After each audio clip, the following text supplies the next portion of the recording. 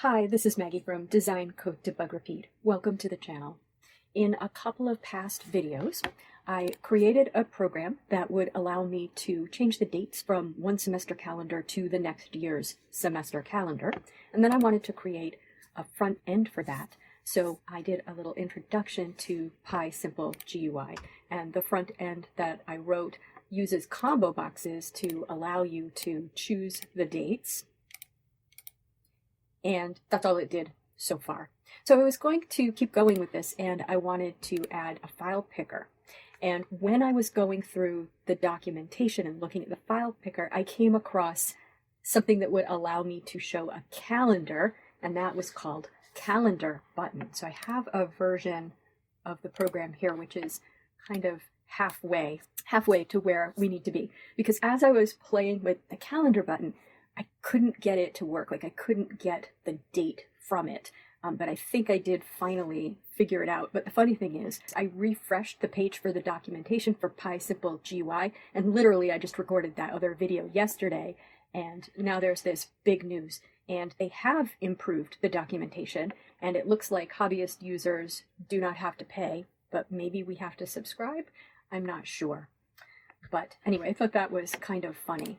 But here's the calendar button documentation. So you're going to put the button text, and that's going to be the text that's inside the button. So maybe I don't know, maybe I should say choose old semester start date, but it says old semester start date, new semester start date. That's what I decided. And then target is going to be where the date that they choose shows up. So the targets, I've put two targets over here. So for example, if I choose January 25th, it shows up here. I know that's hard to see. Let me do this one. January 22nd.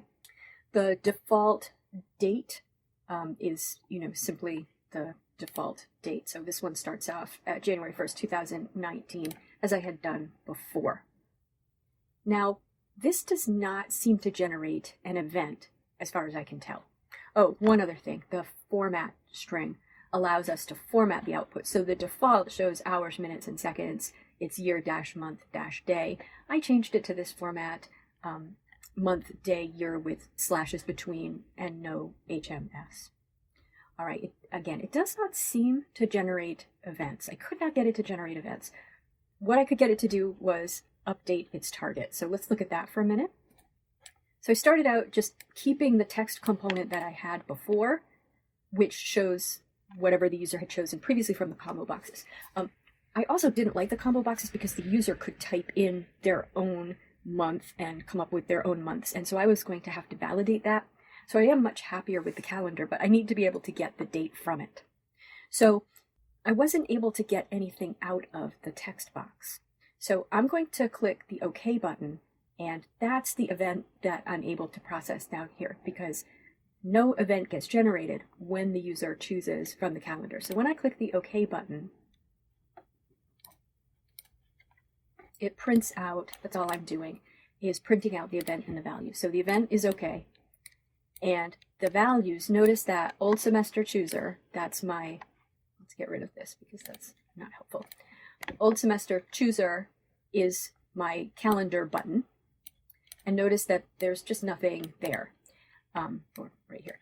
And same thing with new semester chooser, right? That's the calendar button. But old semester date, I actually have a date there. So that's the input box. Notice that there's nothing for this text box. So I don't know if there's a way to set the text box so that it shows up with a value from the window. The reason that I tried an input box was I thought, well, maybe text is meant for output only. So it's not something that you're going to be getting the value of. But I thought an input box, we should be able to see the values of an input box because usually that's for input. But I disabled it. So the user shouldn't be able to type in there. Right, I'm pressing keys, nothing's happening. Can't type in there, so I'm using it for output. And I think, we just need to change the colors and stuff to make that visible. So I'm going to change the interface so that we're using the calendars, and we'll use these input components to show the result of the old semester start, new semester start choices. And then we will use the file picker. So let's go find that. That's another one of these predefined buttons. Again, the documentation has changed completely. These were at the bottom of the call reference page before, but they were just, there wasn't any text for them on the left of the menu. But you can see there's some really cool stuff here. Oh, we've even got file save as. Well, anyway, FileBrowse will allow us to find a file. I guess we need a target for that too, if we want to actually get the name of the file. So I'm going to modify this. Let's see, is it still running? Let's close it. Okay, so the first thing is we've got an input here instead of a text. And let's make the default of this one 2020, so it's like a year later. Okay.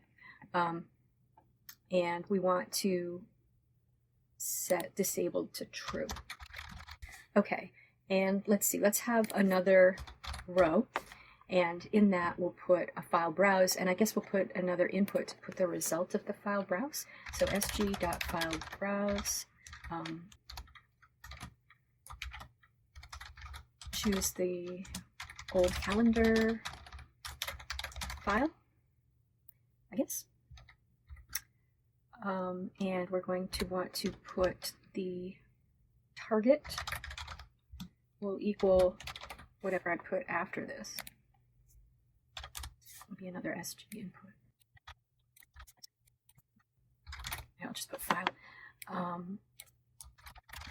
Disable true. Okay, so the target will be old calendar file. And key. I probably don't need a key since we can't really get any information out of this, but for now we'll put a key in old calendar chooser.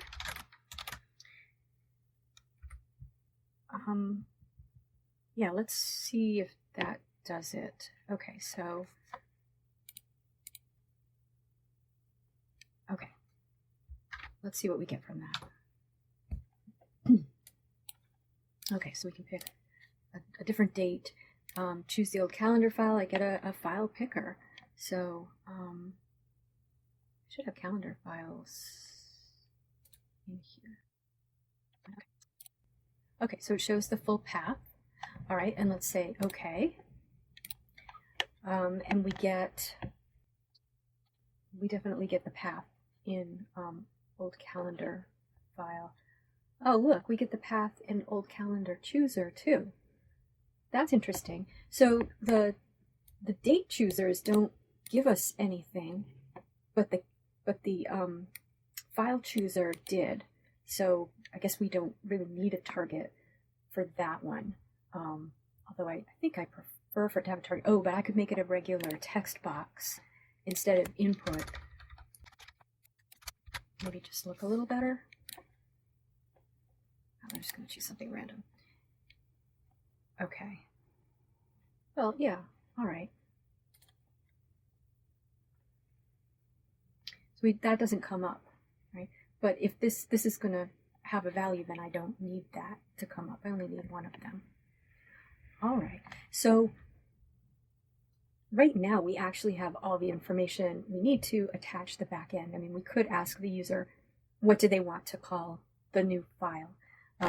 Or we could just come up with a name for it. Like we could take the name of the existing file, remove the .txt extension, and then append the new semester start date or something to it. So we don't have to get the file from the user, but we can just simply put another text box in to get that. So I think what I've done here is I've traded trying to parse. Let's find the other file. A lot of this program was parsing the date that the user entered. And now I'm just going to have to parse in the format that I'm showing it here, because that's the format that I'm going to have it in. So we're really only going to process an OK press. And we're going to process that by getting the values from values. And then what we're going to do is do our calendar conversion, which is basically this code. So let's write the calendar conversion function.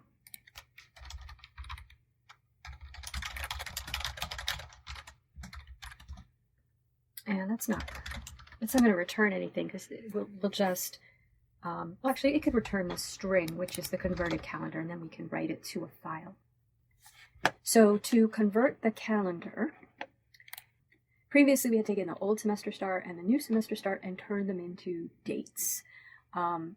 So question is, let's pass them in as dates. So old semester start, so that's from date time import date. I don't think we actually used delta. So that's date, new semester start is a date, and then let's pass in the old calendar as a string, or was it a list? We read it in as a list. Okay, so that's basically going to be this code.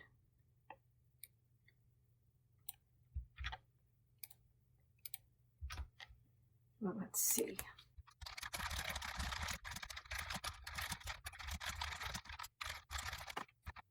Okay, and then we have I, an integer.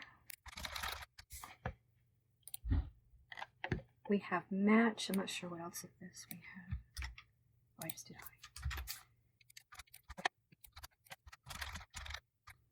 We're going to calendar. Okay. Oh, it's a list. Just going to return. So similar list. Okay. And this is all. Did I do too much?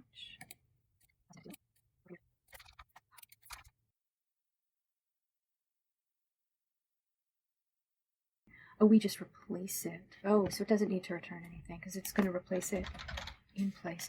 Okay. Okay, so we need to write convert date, which is just one line. Now this whole thing we don't need anymore. That was from the combo boxes. Okay, so we need get file contents.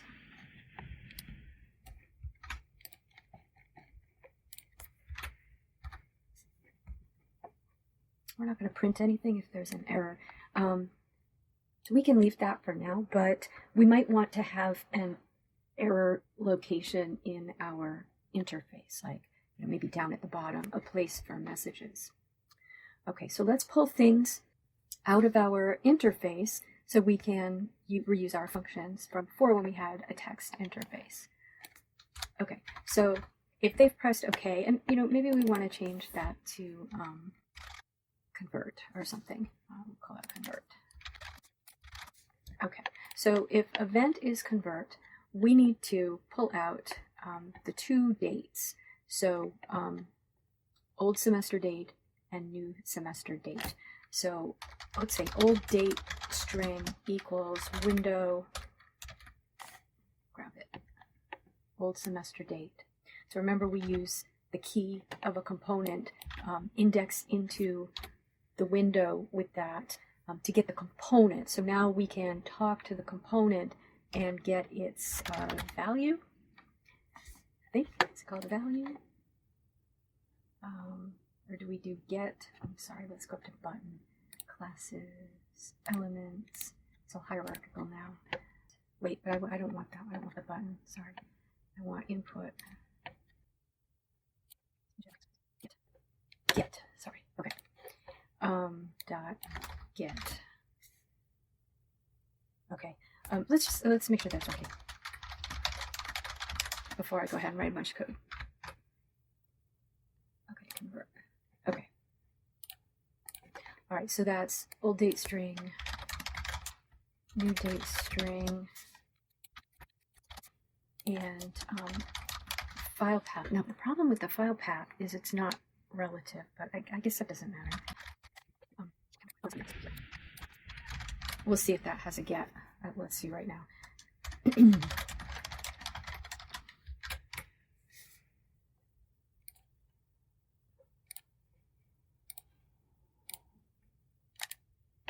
No, button object has no attribute get. Is value? I think it would just do file. Nope. Okay, how do I get that? Maybe I should just do what I know how to do and put it in an input. We can always refine later, right? Old calendar file. Okay. All right, so we've got the stuff we need. Now what we want to do is turn these two into dates. So previously I was doing this. So we can split on a slash, a forward slash, and then just do that. I'll do it in 2 steps. And then this is on and then do the same thing. Okay, and I know this is a little bit messy. Let's put this is repeated here, but right now I'm not going to make it super tidy. I'm just going to try to get it done, and then we'll worry about making it better. So here I'm just going to say get the old and new date strings and convert to date object. And here get the file path and read in the old calendar. I also haven't annotated these variables. So I brought in a read, get file contents. Oh, we don't need a prompt. We're going to pass in a path. Open the file, add path, read the contents into a list, and return. If there's a file or a return empty list. Okay. So file name, we don't need contents. Try with open path. Okay, so get file contents. Okay, let's print the old calendar and print old date and new date and make sure that all of that is working. Okay, so let's leave those and we'll just grab an actual path because so we're going to get a real calendar. Okay, and see what happens. Oops, crash. What did I say? And then I didn't change it.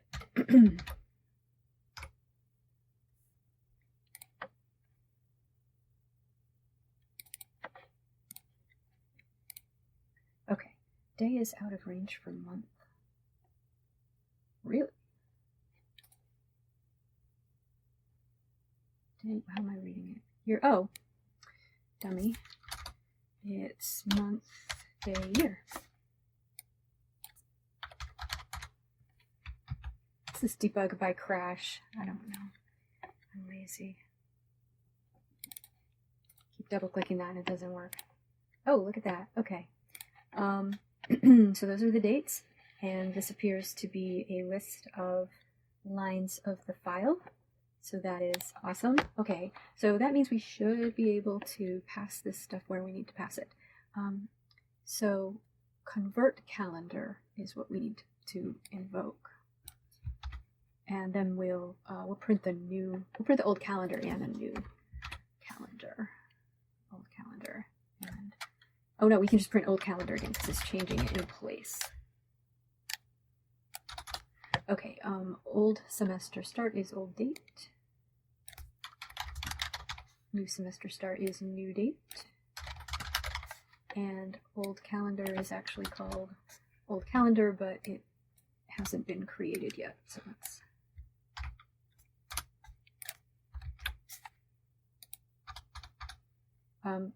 but we need to print it before we convert it. And we know it's reading in right. I'm just doing that so I can compare. Okay, let's try that. Oh, I need to get the dates right though. Okay, I think what's my old calendar about? 2023. Okay, I think semester start was 1/20. Oh right, I can't do that. 1/23/2023. Oh wait, does this go a whole year? There we go. That's nice. 1/23/2023. 2023.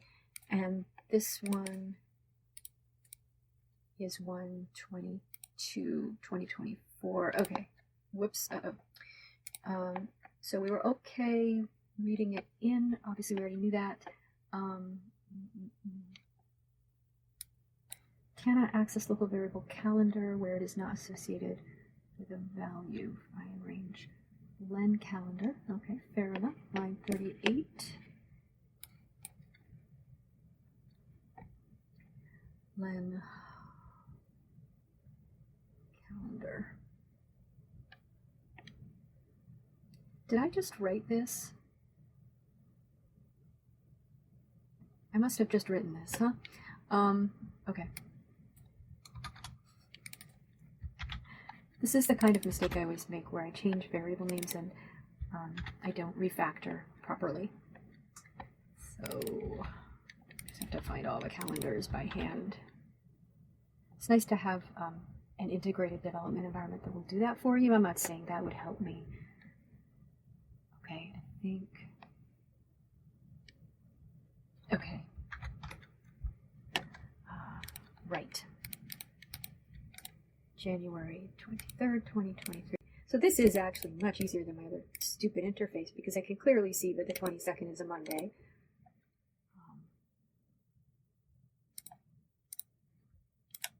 Look at that. Now I did do correctly.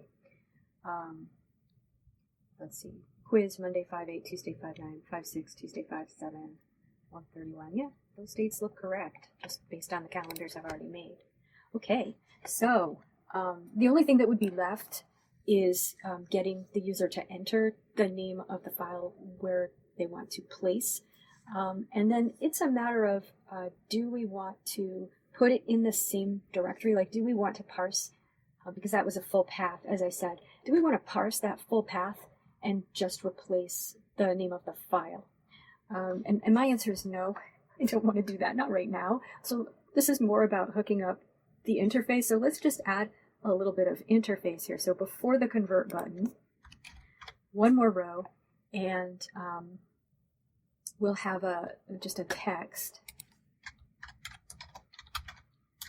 which is new file name. Okay, and then we'll have an input that is not disabled. We'll grab the whole thing.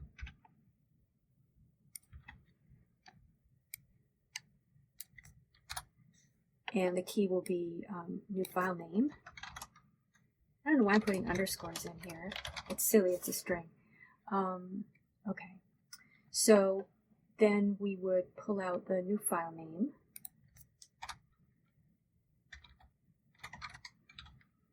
Yeah, I'm saying new calendar file name equals window bucket.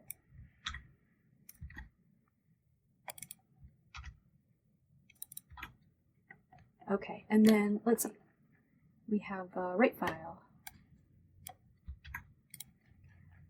So if you do have all of your functionality nicely broken into functions, it is pretty easy to hook it up to a GUI. You'll notice that where I had the most trouble was with convert calendar, and that wasn't in a function. That was in the main function. So it's kind of tied up, not with parameter names, but with variable names in the main function. Then I went and called my parameters something different. All right, so what are we doing? We're passing in the list, and we'll pass in file name. See, I'm calling it the same thing, so I'm going to get into trouble there. Okay, with open file name, right, is that file for line and content, blah, blah, blah. Okay, so write file.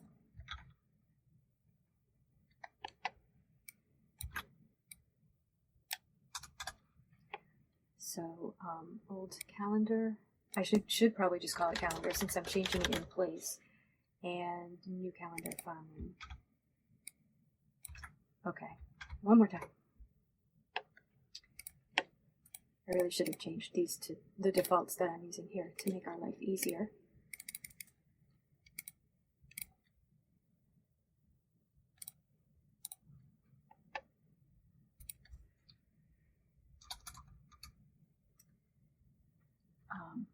I should give that a better default name. I didn't notice that I had left that default in there.